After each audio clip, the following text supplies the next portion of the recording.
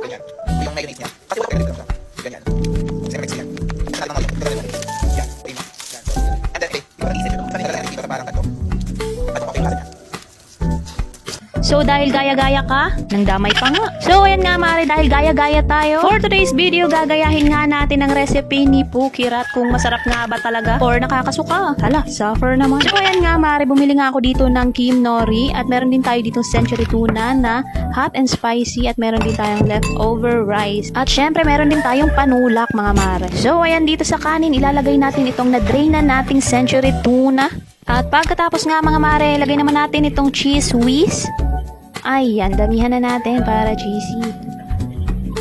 At isunod naman natin itong ating Lady's Choice Mayonnaise, mare. Mukha siyang hindi masarap pero sabi daw masarap ito. Kaya ginaya naman natin. So, isunod naman natin itong ating nori na chili flavor. Wala akong nakitang ibang klaseng nori na yung pa-square. Kaya ito na lang. Parehas lang naman yan, nadurog lang. Kaya pwede na yan mga mare. Pagkatapos nga dyan is imekos-mekos lang natin yan hanggang sa mahalo lahat. At lagyan din natin ng konting toppings. And tara na, tikman na natin yan. By the way pala mga mare, kasama ko dito ang aking Junaki. So, ayan, subukan na natin. Kung totoo nga ba ang cheese whiz na masarap.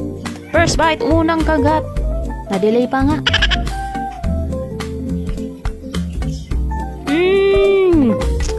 Parang di ko ma-describe ang lasa pero parang okay naman.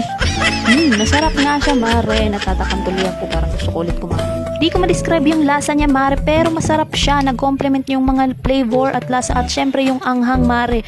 Suggestion ko lang sa inyo mga mare, piliin nyo yung maanghang na century tuna. I-try nyo din itong nabili kong Kim Nori mare na chili flavor dahil sobrang sarap niya, crunchy siya. Sobrang sarap niya talaga, yung pagka-spicy niya sakto lang and yun, tapos na. So dito ko natatapusin ang aking video mga mare. Salamat sa mga nanood and God bless and bye-bye. Ay, teka lang mga mare, i-rate ko nga pala itong recipe ni Pukirat mga mare. So para sa akin 100/100 kasi sobrang sarap niya mga mare. You must try this recipe ni Pukirat, talaga sobrang sarap talaga.